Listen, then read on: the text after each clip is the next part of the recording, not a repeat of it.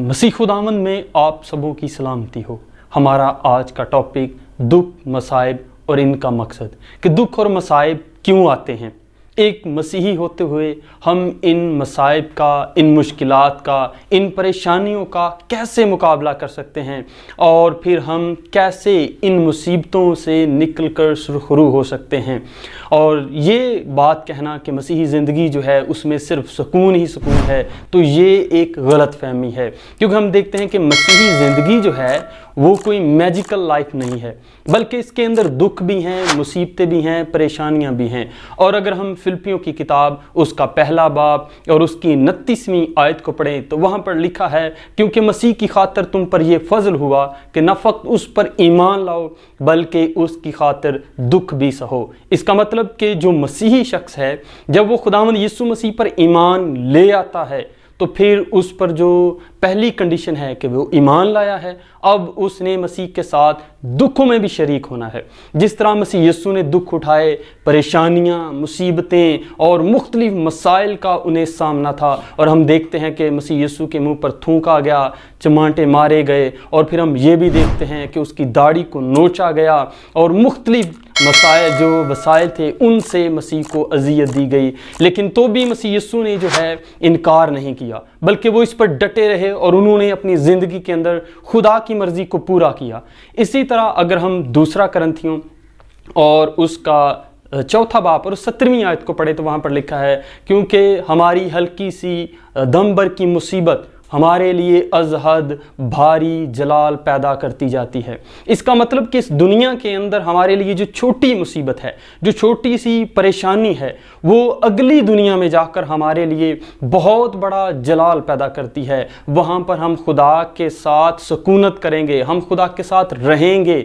लेकिन ये जो दुनियावी मुसीबतें हैं, और हम यहाँ पर देखते हैं कि बहुत सारे लोग जो हैं मसीहियों को तंग करते हैं, वो मुख्तलिफ मसाइल से जो है परेशान करते हैं, मुख्तलिफ ऐसी तरीक़ाकार इस्तेमाल करते हैं जिनसे उन्हें हिरासा किया। और हम देखते हैं कि मसीहियों के लिए मुख्तलिफ तरह से जो है उन्हें आज़माया जाता है, और हम देखते हैं कि मसीह यीशु को भी आज़माया गया और उसे कहा गया कि अगर तू मुझे गिर कर सजदा करे तो दुनिया की ये सारी शान व शौकत मैं तुझे दे दूंगा। और आज भी मसीहों को इसी बात का सामना रहता है, और बहुत सारे लोग जो हैं हम देखते हैं कि सोशल मीडिया पर एक्टिव हैं और यही बात करते हैं कि हम तुम्हें जो है इतने पैसे देंगे, हम तुम्हें जो है 2 लाख देंगे, 3 देंगे, ताकि आप जो है मसीहत को तर्क करके छोड़ दें तो हमारे साथ मिल जाएं। लेकिन हम देखते हैं कि मसीही जो ज़िंदगी है, इसके अंदर हमारा मकसद जो होता है वो स्ट्रगल करना होता है।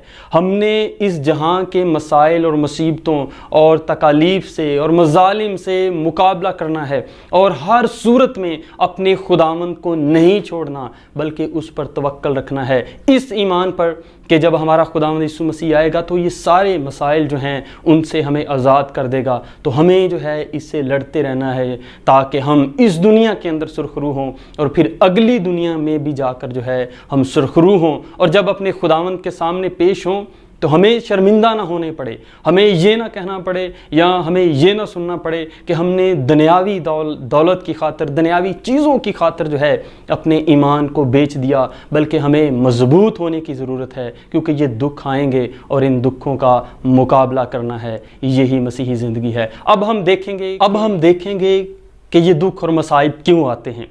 ये दुख और मसाइब तब आते हैं जब हम खुदा के ख़िलाफ़ गुनाह करते हैं, या खुदा के ख़िलाफ़ बगावत करते हैं, या हम खुदा की नाफरमानी करते हैं। और बाज़ दफ़ा खुदा तरबियत के लिए भी जो है हमें दुख और मसाइब में डालता है, और बाज़ दफ़ा खुदा अपना जलाल और अपने काम ज़ाहिर करने के लिए जो है हम पर दुख और मुसीबत लाता है। और अगर हम दूसरा तवारीख़ उसका 16वां बाब और उसकी 12वीं आयत को पढ़ें तो वहाँ पर लिखा है कि उसके पाँव में रोग लगा और वो रोग बहुत बढ़ गया, तो भी वो अपनी बीमारी में खुदावंद का तालिब ना हुआ बल्कि तबीबों का ख़्वाहां रहा।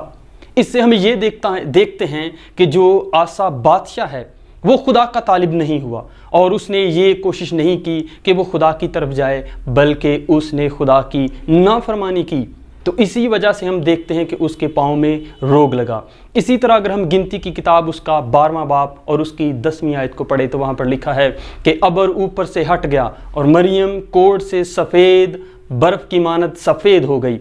यहाँ पर हम देखते हैं कि मरियम जो है वो खुदा के बंदा मूसा के ख़िलाफ़ बुड़बड़ाती है और वो कहती है कि ये सिर्फ खुदा का बंदा है, हम खुदा के लोग नहीं।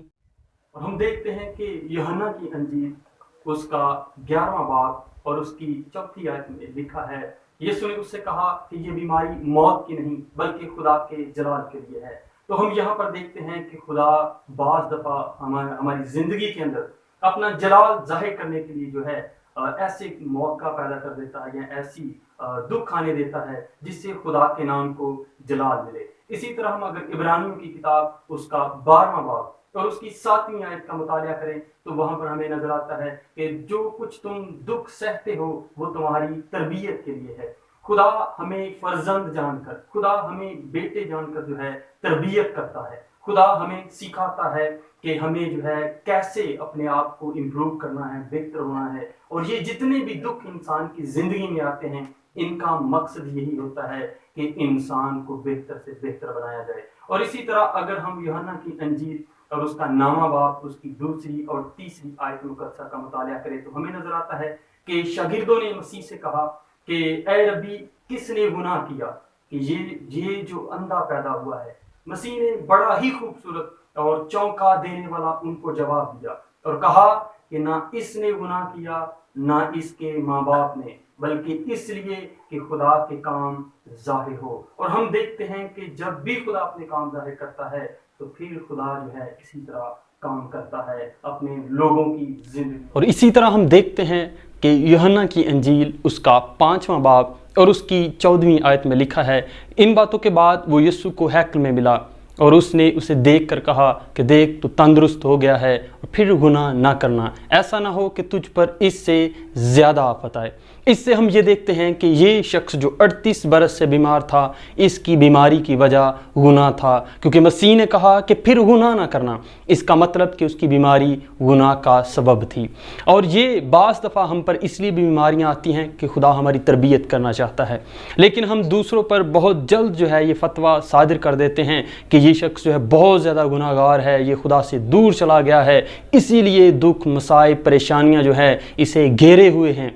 लेकिन हम देखते हैं कि खुदा हमारी तरबियत के लिए, खुदा हमारी ट्रेनिंग के लिए जो है ऐसे मसाइल और मुसीबतों को आने देता है। और अब हम देखेंगे कि इन दुख मसाइब का जो मकसद है वो क्या है, खुदा हमारी ज़िंदगी में इससे क्या मकासद पूरे करना चाहता है।